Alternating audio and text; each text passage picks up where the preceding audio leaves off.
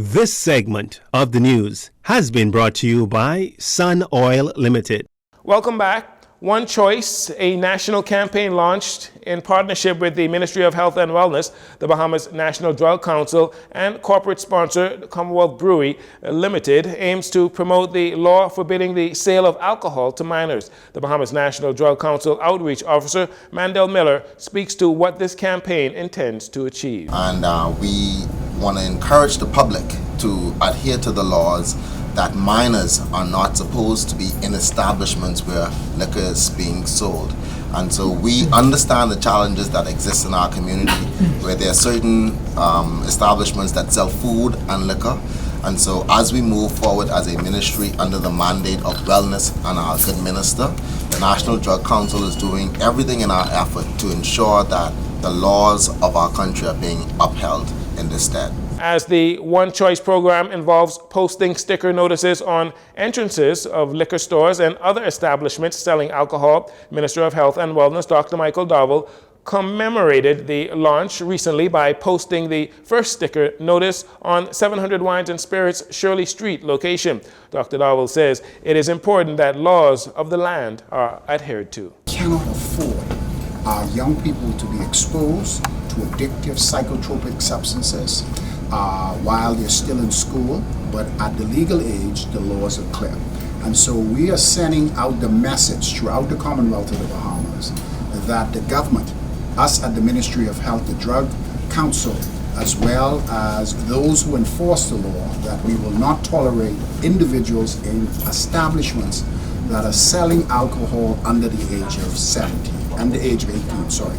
And so today is the first sign that we're going to put up, but we will be out throughout the country. And so the Bahamian people will see this sign, which is a clear indication that you're not allowing these establishments under the age of 18. This is very important for us because we're getting reports from young people who are involved in alcohol abuse, and it's something that we no longer will be tolerating. Dr. Dowell says he is pleased to be a part of the initiative to keep young people out of liquor stores. The Bahamas Technical and Vocational Institute, that's BTVI, through representatives or representation on a Ministry of Education and Technical and Vocational Institute Learning Recovery Task Force, has developed a series of workforce readiness certificate programs. The free programs, dubbed Smart Start, will hone basic literacy and numeracy skills within trades such as auto mechanics, beauty, construction, and fashion trades through a hybrid approach. BTVI Interim President Dr. Linda Davis says this program is focused on those who are from grades 10 to 12 who want to learn a skill or those who just want to learn a trade. We know they have passion. They have passion in many different sectors related to the trades. They may have dropped out for any number of reasons. Their families may have needed them to do something else. They may have been simply disengaged because they just weren't interested.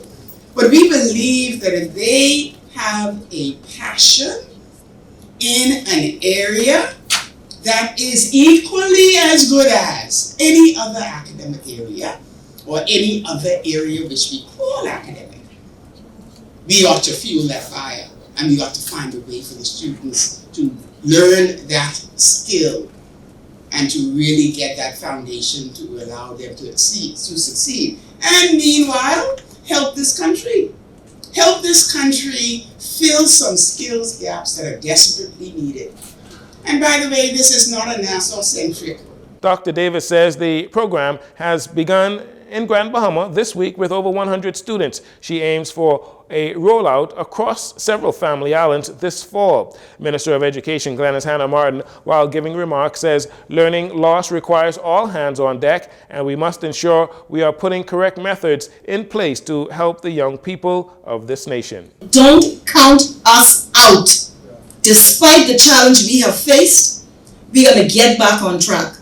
And as a result of it, this program, which is technical and vocational, and the whole array of skills that are going to be offered, allow young people to be able to develop skills. If they're not going to go back to high school, and some won't, some are 18, 19, they won't go back to high school, to allow them to realign their lives and get back on track. The pandemic was not their fault. It was nobody's fault.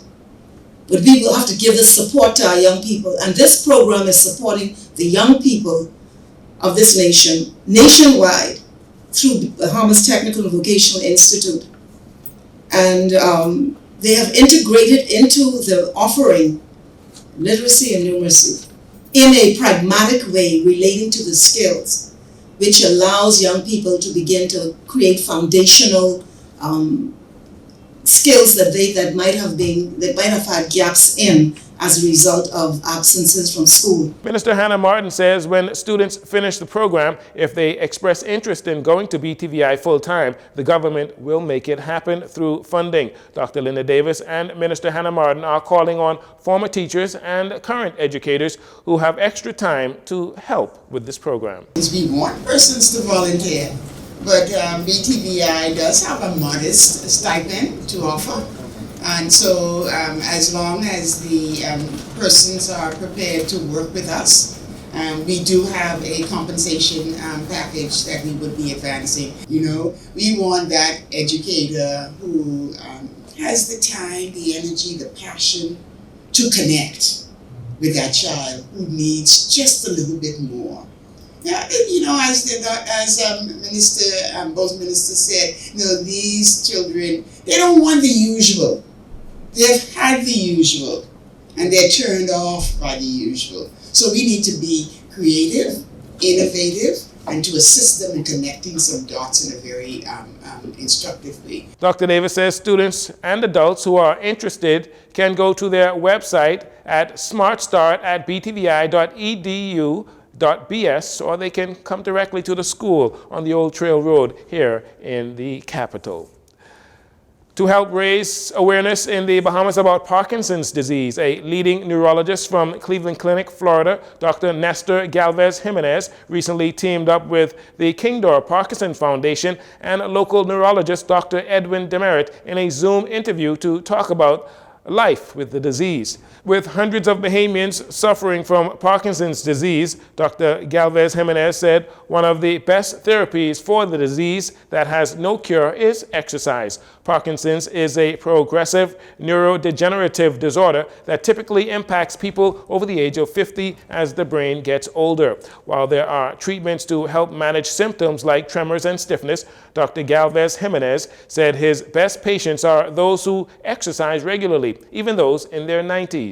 He also recommends reading books and keeping social. He warned against slowing down and becoming a couch potato. As it relates to the issue of social stigmatization, Dr. Galvez Jimenez said better public education on Parkinson's disease is important. Meanwhile, Parkinson's is believed to impact far more Bahamians than those who seek professional help, according to Parkinson's Foundation President Mavis Darling-Hill, who described it as a closet disease. Dr. Edwin Demerit, one of just 3 neurologists in the Bahamas and the only pediatric neurologist, said the lack of uniform medical record keeping also complicates the issue. However, he notes that work is underway to correct the matter by implementing electronic medical records.